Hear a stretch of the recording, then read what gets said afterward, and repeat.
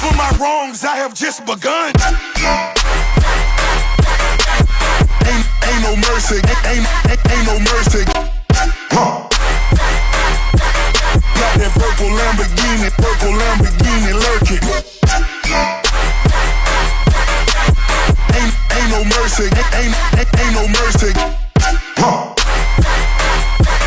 Got that purple Lamborghini lurking. Rose.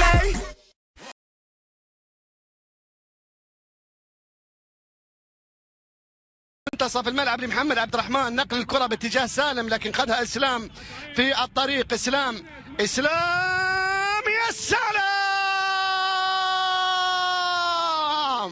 انيستا كازاخستان يسجل هدف جميل جدا لمصلحة الزعيم العيناوي. ياهي قذيفة يا اسلام خان من اي مكان. ياهي كرة الله عليك،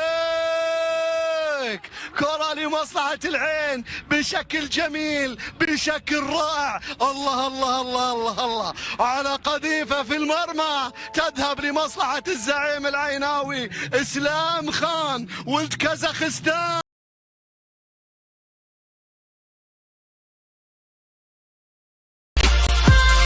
Preparado, ahí está. ¡Guau!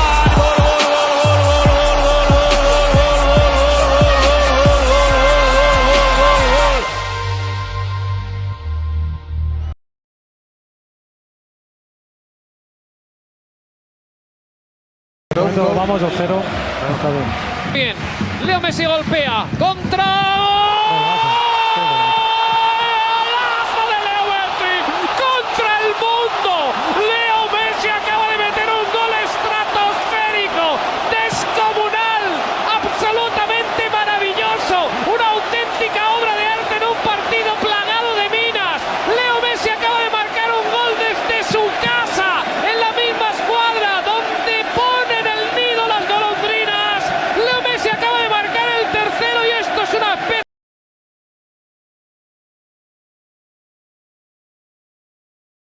Ну что, Роналду, с его штрафного мы, помнится, начинали. Практически. Мы все начинали со штрафного Роналду. Ну что, стенка очень мощная. Я вот за Дехеа побаиваюсь. Не все ли он себе загородил? Вот если еще и португальцы пристроились. А ну-ка. Гол! Хет-трик! Пенальти с игры и штрафной. Гений Криштиану Роналду. 3-3 становится счет в матче Португалия-Испания на 88-й минуте.